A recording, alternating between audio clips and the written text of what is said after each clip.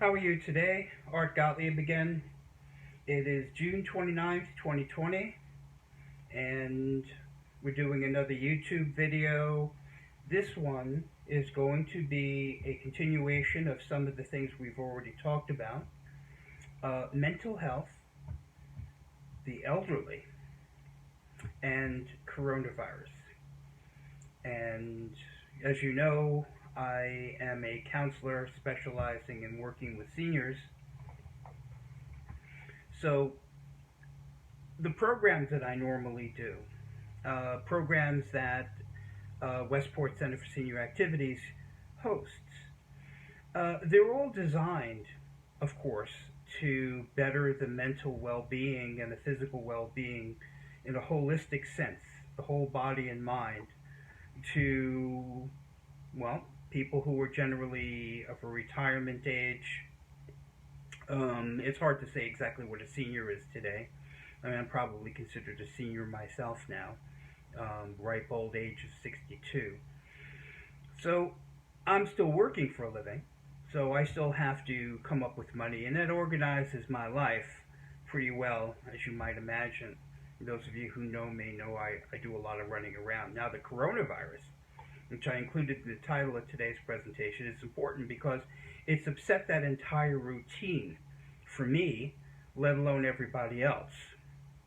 Um, from my standpoint, anxiety, stress, etc., has come from a level of uncertainty. You know, when are places going to open? Will they ever open? Do I need to completely reconfigure my business? When am I going to get some money in here? That sort of thing. And for people who are already retired, let's call them seniors as a collective category. Well, even if you're not needing money coming in from an income, I mean, most people are worried about their children, their adult children. Well, my son just got laid off, or what's the euphemism we're using now? Furloughed, you see. And a lot of people may not be coming back to their jobs. Now, if you're a parent, if you're one of the seniors that I was just referring to, I mean, maybe you're not worried about where your next dollar's coming from, but you're certainly worried about your kids. And you're worried about your grandkids, of course.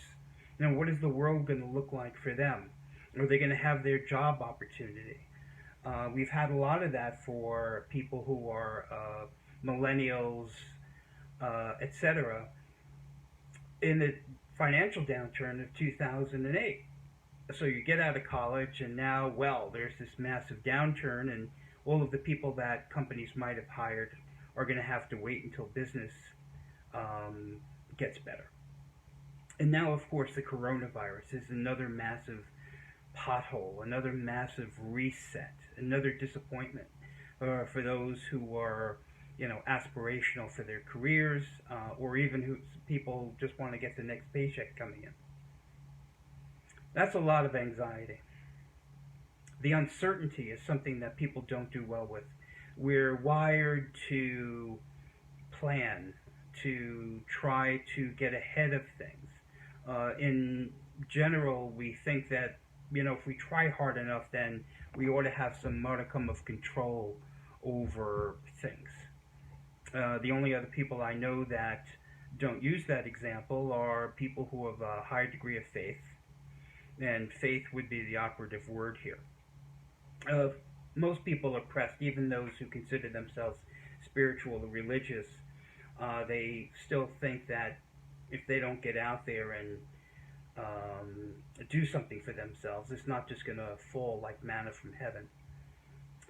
Now, getting to the mental health aspect of this, beyond the anxiety and the uncertainty, how do you keep people from getting depressed? I'll give you an example.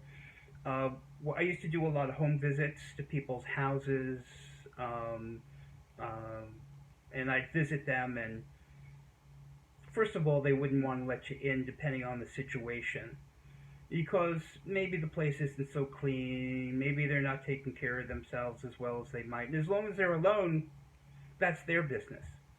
And the problem with somebody like me, a licensed social worker, is, you know, I have the authority to cause an intervention to happen if I think that somebody's in danger. And I know that, and they know that, and they know that I know that. So I become persona non grata in people's house. But for those who trusted me and in other situations, what I would see is, let's say, for instance, I have an elderly male, and that elderly male, his wife, maybe she passed away, the kids don't live nearby, the house is still the house, long paid for. It's cheaper to live there than it is to downsize someplace. But most of the house is just being used for storage now. And I noticed that this gentleman would have essentially a triangle between his recliner with a TV in front of it, the bathroom, and then the kitchen. And that was essentially the entire used space in the house. You see? The point of programming at senior centers and other venues, there are people who are going to come out just for the cultural experience, and that's good. But for those who are kind of glued to that recliner, you want to do something that's worthwhile for them to want to get up for, you see. Now, for those of you who don't understand what I'm talking about, this may seem strange. For those who do understand what I'm talking about, the explanation isn't necessary. There's a certain kind of rut that people get into, and that is the thing that causes declines in mental health. I would say not just for the elderly, but for just about anybody. So, the homebound elderly have limitations and may need some help. For those who can still get around, but just are choosing, I think I'll just sit here and watch another movie, that's our target audience, right? So if I do a presentation at Westport, hopefully somebody will say, geez, I really want to go see Art's presentation. That's the idea. And that means that I'm going to have to get up. I'm going to have to know what time it is. I'm going to have to take a shower. I'm going to have to shave. I'm going to have to put on some reasonable clothes because I'm going to be in public. All of these things go tremendously far towards mental health and emotional well-being. You see? Just adding some schedule to the day. That's another thing with the coronavirus for a lot of people, even who are younger, is that when you're not working, you're home and you're walking around in your pajamas, and it's, I don't know, what time is it? What day is it? You see? Now, that may be kind of an interesting thing for, I don't know, a week or two, like being on vacation maybe. But believe me, it's worn thin for just about everyone. We need a little bit of structure, right? Got to be engaged. So another problem is, I mentioned that the recliner in front of the television is people's anxiety levels are through the roof because there's an addictive nature to watching TV news. And I've seen this in many of my clients over the course of the last few months, is that they are just whipped into a frenzy by the what the news is saying one way or the other. And it doesn't matter even what your politics are. I mean, you get people to continue watching the news by, let's use the word sensationalizing anything that's going on, and it's hard to pick out what that is, and it's another level of anxiety that people have. My advice, and it's not easy to do because sometimes I get hooked into it too, is turn the damn thing off. I mean, what I do is I'll flip around sometimes and I'll see a movie and I'll say, oh, well, this is interesting. I haven't seen this in a long time. And next thing you know, I watch the whole thing. And then I say to myself afterwards, that was good for me because I got taken out of my analytical mind, and it was a little vacation for my head to be out of the 24/7 politics and the arguments and the election year stuff and coronavirus and rioting and racial unrest. There needs to be a balance, and we have to keep an eye on it, or we'll get lopsided with it.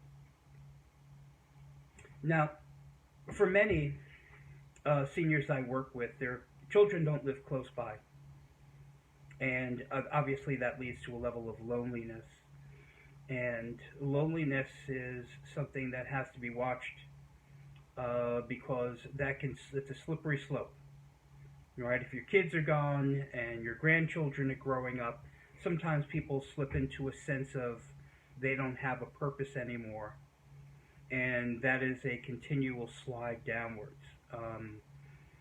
It is very important for older people as well as younger people to have a sense of purpose, a sense that you're doing something useful, interaction. All right. Another phenomenon that has come up um, with coronavirus and the isolation involved is that let me just use an example to explain what I'm going to say.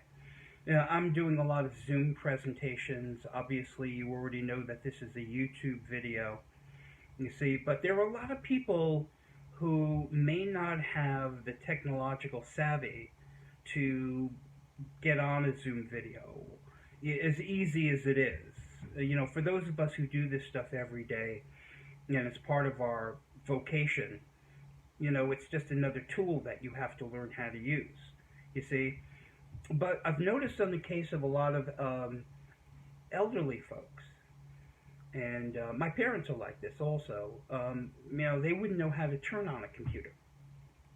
And it's a decision that they've made, and that becomes a point of stigma for a lot of people, you see.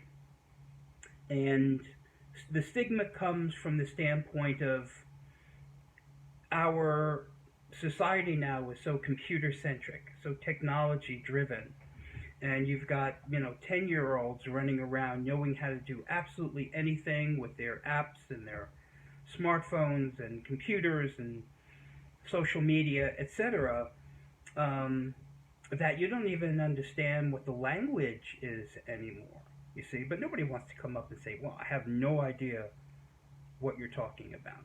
And when I sent out my newsletter,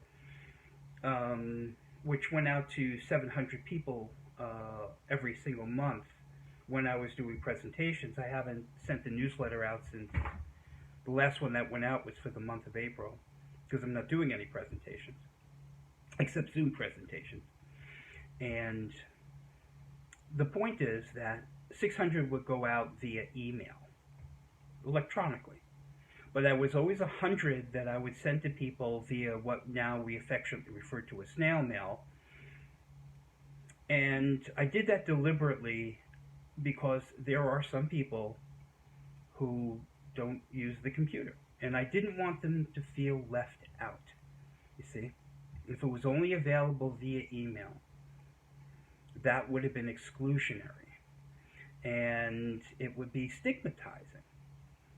So I wanted people still to be included in my the availability of my lecture schedule, and that was just a choice I made because I know that there are people who don't use technology. So this technology business, and for those who aren't involved in it, is just another thing that makes people feel left behind and isolated. And it's not something that can be underestimated. It's a very, very large factor.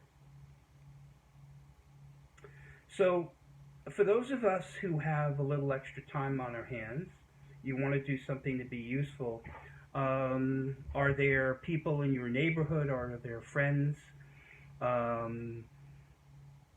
young or old, who would like to receive a phone call? Maybe on my standpoint, sometimes I'll go and I'll knock on people's doors. I'm a little bit careful because you don't want to go into people's houses and infect somebody with coronavirus, right? And so I'll keep my distance, but a lot of times I'm trying to keep in touch with people via telephone. Just the conversation, just the outreach is good for the person who is receiving the phone call and for the person who's making it. I look forward to speaking to you again. Right now it's June 29th, 2020. Art Gottlieb.